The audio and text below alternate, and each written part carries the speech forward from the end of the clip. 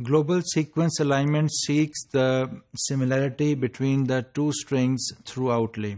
It means that in the global sequence alignment, we have to see the alignment between the two strings from one end to the other end globally.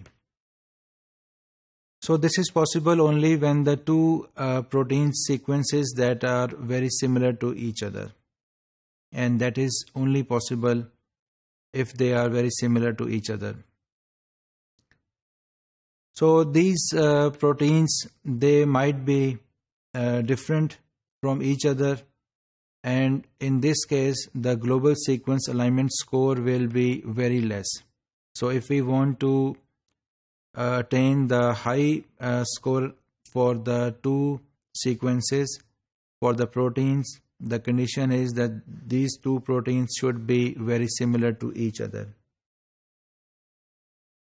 So these type of proteins these are present within the wide range of organisms that are similar to each other, and it ranges from humans to the fruit flies, and we can find the similar proteins in very diverse organisms.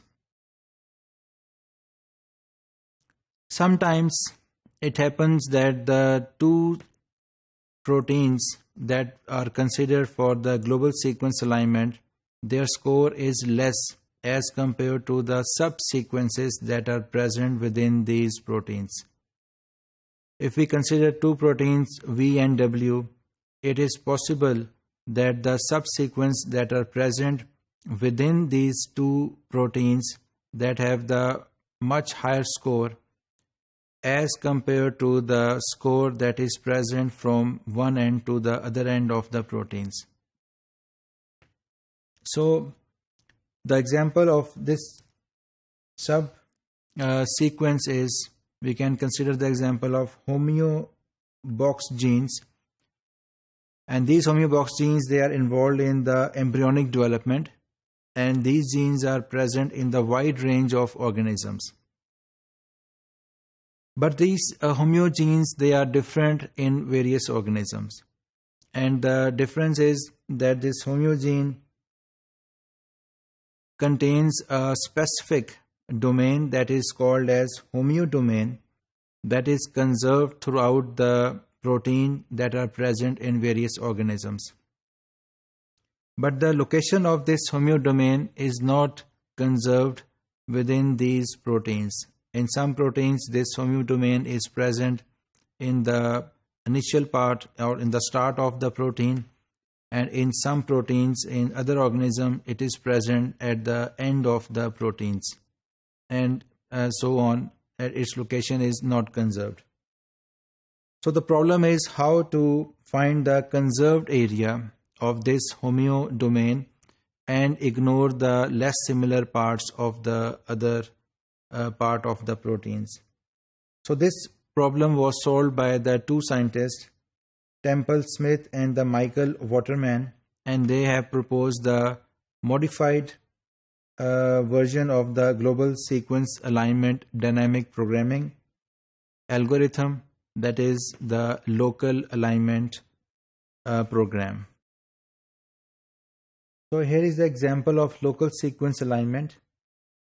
Now we can see here we have two gene sequences that is present in two different organisms, and we can consider it as also as a haplortical genes.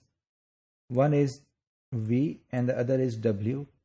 In the first gene, we can see in red is the nucleotides that is conserved in this hypothetical gene, and the same domain that is present in the other gene is present at the end of this gene.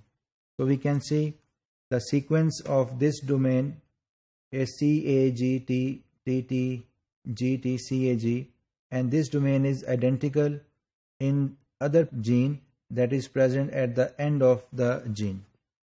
So the conserved sequence that is present in the start of this gene and the end of this gene is this conserved domain.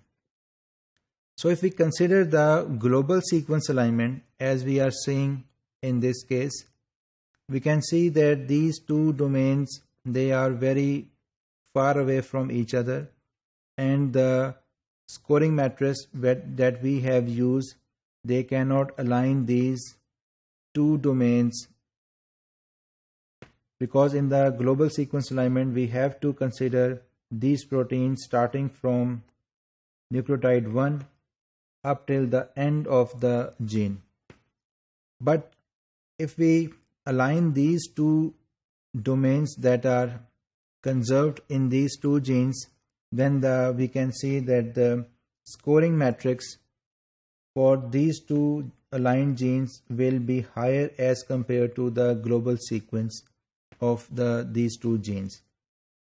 So for this purpose, we have to align these and slide these two genes so that these two domains should align with each other, and we can see that these are aligned with each other, and the score will be much higher as compared to the score that is we are considering for the global sequence alignment. So in this case, we will consider only this part of the gene, that is the conserved domain, and because we are only considering the small part of the conserved domain, so this sequence will be called as local sequence alignment. So this is the graphical representation of this local sequence alignment, and we can see here that the conserved domains are identical and cover the only 1/3 of the entire length of the nth gene. So the path from source to the sink will include approximately 2/3 by n, and that is the horizontal edges, and the 1/3 n will be the diagonal edges, matches to corresponding to homeodomain, and the 2/3 by n is the vertical edges. So in this graphic representation, and we can see that this gray line is showing the global sequence alignment, and it starts from source and it ends up to the sink, and we consider the whole sequence of the two genes from starting to the end point, and we can see only the diagonal positions, they are aligned between the two genes. These diagonal positions are matches between the two genes, but the vertical and the horizontal lines, they do not have the matches. They are the either mismatches or the indels.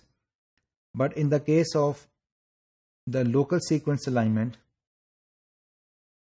that is represented by this, we can see it is all single diagonal line.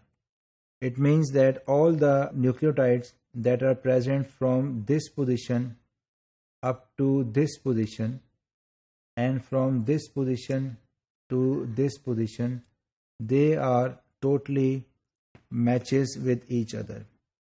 So there is no penalty in this local alignment, and all the nucleotides, they are matches, and they will awarded with +1 score for all of these matches. So we can see very easily that the total score for the global alignment will be much less as compared to the local alignment score.